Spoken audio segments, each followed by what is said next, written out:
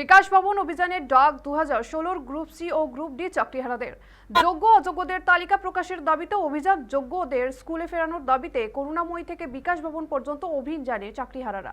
নতুন করে পরীক্ষায় বসতেও নারাজ গ্রুপ সি ও গ্রুপ ডি এর চাকরিহারারা।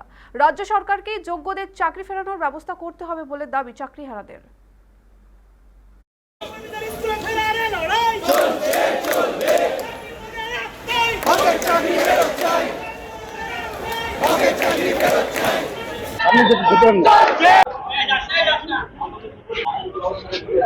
সুপ্রিম কোর্টের রায়ে যেখানে বলা আছে যে কিছু সংখ্যক মানুষ যারা সিবিআই এর তরফ থেকে এবং এসএসসির তরফ থেকে যারা টেন্টেড হিসাবে চিহ্নিত, তাহলে তাদেরকে বলা হয়েছে যে টাকা ফেরত দেওয়ার গল্প।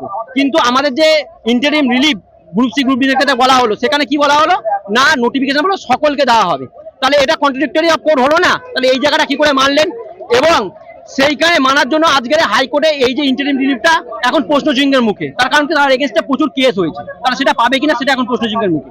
দ্বিতীয়, সেখানে বলা হয়েছিল যে তাহলে কিছু সংখ্যক মানুষকে টাকা ফেরতের গল্প, তাহলে সেখানে তাদের লিস্টটা দরকার ছিল।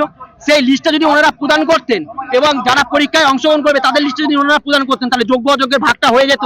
সেই ভাগটা নিয়ে আমরা কিন্তু পরবর্তী আইনি পদক্ষেপে যেতে পারতাম এবং সেই আইনি পদক্ষেপে গেলে আমরা কিন্তু সুরাহর পথ খুঁজে পেতাম, কিন্তু সেটা কিন্তু ওনারা করলেন না। তাহলে আমাদের এখনো পর্যন্ত নন টিচিংদের এগেইনস্টে কোনো বিজ্ঞপ্তি ইস্যু হয়নি এবং আমরা চাইও না আমাদের এগেইনস্টে কোনো বিজ্ঞপ্তি ইস্যু হোক। তার প্রধান কারণ হচ্ছে আমরা জানি কি যে অপরাধ যারা করে তারা শাস্তি পায়। তাহলে আমরা দীর্ঘ 7 বছর ধরে চাকরি করেছি, যোগ্যতার সঙ্গে চাকরি করেছি, আমরা চাকরি যোগ্যতার ভিত্তিতে মেধার ভিত্তিতে অর্জন করেছিলাম, তাহলে সেই চাকরি করেছি। তাহলে আজকের আমরা লাস্ট 2 মাস ধরে মাইনে পাইনি। আমাদের এগেইনস্টে কিন্তু কারোর কোনো অ্যালিগেশন নেই, না সিবিআই এর আছে, না এসএসসি আছে, না বোর্ড আছে, না অন্য কোনো এজেন্সির আছে।